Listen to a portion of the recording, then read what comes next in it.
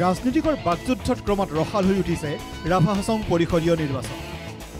ৰাভা হাছং এলেকাত নিৰ্বাচনী যুঁজত নামিছে ৰাজনৈতিক দলসমূহৰ মহাযোদ্ধাসকল। ইতিমধ্যে ৰণক্ষেত্ৰত দেখা গৈছে বিজেপিৰ সভাপতি দিলীপ শইকীয়া আৰু কংগ্ৰেছৰ সভাপতি ভূপেন বৰাক। দুয়ো নেতাৰ মাজত আৰম্ভ হৈছে বাকযুদ্ধ। বিজেপিৰ ৰাজ্যিক সভাপতি দিলীপ শইকীয়াই হাফ হৈ খুটে বেজ হৈ জাৰে বুলি ভূপেন বৰাই কটাক্ষ কৰে। বন্দাপৰা পৰিষদীয় সমষ্টিৰ নিৰ্বাচনী প্ৰচাৰ সভাত অংশগ্ৰহণ কৰি দিলীপ শইকীয়াই ভূপেন বৰাক গুৰুত্বহীন আখ্যা দিয়ে। হাফ হৈ খুটি বেজ হৈ জাৰিছে, এছেম্বলিত লগাই দিছে। কংগ্ৰেছৰ এমএলএ যেতিয়া কথা ক'ব মাইক্ৰফোন দাঙি দিবা, গৈ পেলাই কাজিয়া কৰিবা। এছেম্বলিত সুস্থ বাতাবৰণ নষ্ট কৰিছে আৰু বাহিৰত হ'লে বিজেপি সভাপতিয়ে কয় যে তেওঁ বেয়া কাম কৰিছে। এফালে লগাই দিয়ে হাফ হৈ খুটে, এফালে মানে বেজ হৈ পেলাই জাৰে। ভূপেন বৰা ডাঙৰীয়াৰ কথা এতিয়া মানে অসমৰ ৰাইজে গুৰুত্ব নিদিয়ে, গতিকে মই আৰু তেখেতৰ বক্তব্যত প্ৰতিক্ৰিয়া দিলে মই অকণমান অৱনমিত হৈ যাম। গোৱালপাৰা, বোকো, ছয়গাঁও, দুধনৈ আদি পৰিষদীয় এলেকাত শাসক বিৰোধী উভয় পক্ষই নিৰ্বাচনী সভা অনুষ্ঠিত কৰি আক্ৰমণ প্ৰত্যাক্ৰমণ অব্যাহত ৰাখিছে। ৰাভা হাছং পৰিষদৰ মুখ্য কাৰ্যবাহী বিজেপিৰ আশীৰ্বাদ পুষ্ট বিতৰ্কিত নেতা টংকেশ্বৰ ৰাভাই গোৱালপাৰা জিলাৰ বালাচাৰী আমগুৰি মঞ্চ সমাজৰ ৰূপালী জয়ন্তী বৰ্ষৰ মুকলি সভাত অংশ লৈ শিক্ষকসকলক মুকলিকৈ NDAৰ প্ৰাৰ্থীৰ হৈ নিৰ্বাচনী প্ৰচাৰ চলাবলৈ নিৰ্দেশ দিয়ে। দিছপুৰত চৰকাৰ থকাৰ সুবাদত তেওঁ শিক্ষকসকলক NDAৰ প্ৰাৰ্থীৰ হৈ নিৰ্ভয়ে প্ৰচাৰ চলাবলৈ কয়। কংগ্ৰেছৰ এই প্ৰচাৰত লিপ্ত হ'লে বহু দূৰলৈ বদলিৰ ভাবুকি দিয়ে ৰাভা যৌথ মঞ্চৰ নেতাজনে। মই ধুবুৰীত ট্ৰেন্সফাৰ দিব পাৰে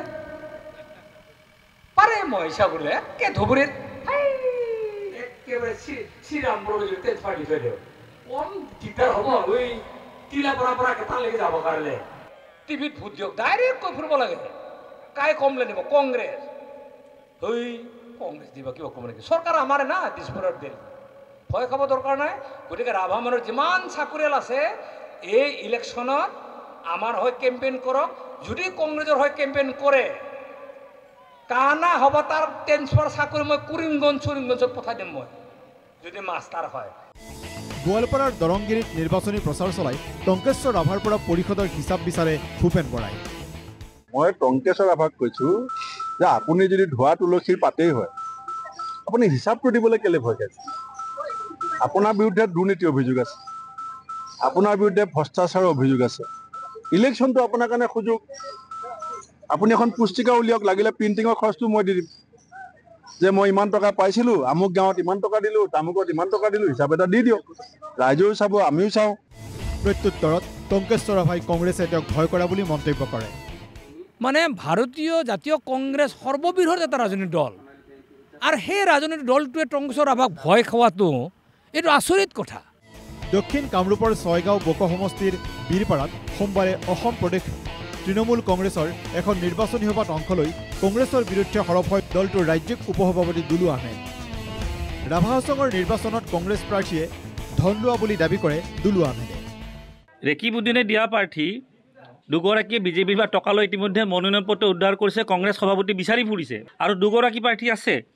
এই দুগৰাকী প্ৰাৰ্থী আমাৰ তৃণমূল কংগ্ৰেছতকৈ বহুত দূৰত তৃতীয় পজিশ্যনত থাকিব, আৰু যদি নাথাকে তেতিয়াহ'লে ময়ো চমৰীয়াত নিৰ্বাচন দেখিলোঁ। আজি আপোনালোকক সংবাদ মাধ্যমক স্পষ্ট কৰি কৰিব। আনহাতে ভূপেন বৰাই কংগ্ৰেছৰ সভাত যথেষ্ট লোক হোৱা বুলি সন্তুষ্টি প্ৰকাশ কৰি কটাক্ষ কৰে মুখ্যমন্ত্ৰীক। বেছি মানুহৰ দৃশ্য দেখিবলৈ হিমন্ত বিশ্ব শৰ্মাৰ টোপনি নাহিব বুলি কয় তেওঁ। এতিয়া ৰাভা হাছঙত যে আজি মিটিং ওলাইছে, মানুহ ওলাইছে, এতিয়া মিটিঙৰ মানুহ যদি টিভিত আপোনালোকে দেখাই দিয়ে, মুখ্যমন্ত্ৰীয়ে পঞ্চায়ত নেপাতিব। সেইকাৰণে মই আপোনালোকক কওঁ যে মিটিঙৰ মানুহ বেছিকৈ নেদেখুৱাওক, যিমান আহিছে তাৰ 3 ভাগৰ এভাগ দেখুৱাওক, নহ'লে মুখ্যমন্ত্ৰী ৰাতি টোপনিয়ে নাহিব। বিধায়ক AK ৰছিদ আলমক বাংলাদেশী আখ্যা দিয়ে টংকেশ্বৰ ৰাভাই। এতিয়া AK ৰছিদ আলম তেওঁ কৈ আছে মই গুণ্ডা বাহিনী, মোৰ গুণ্ডা বাহিনী। তেওঁ আহক কেম্পেইন কৰক, তেওঁ কেম্পেইন কৰক। আৰু AK ৰছিদ আলমটোতো বাংলাদেশী হয়, তেওঁতো বাংলাদেশী মানুহটোৱে কাবাক কৈ থাকিলে আমি কিয় মানিম? এনেদৰে নেতাৰ নানান কথাৰে চলিছে ৰাভা হাছং স্বায়ত্তশাসিত পৰিষদৰ নিৰ্বাচনী প্ৰচাৰ। Bureau report NKTV।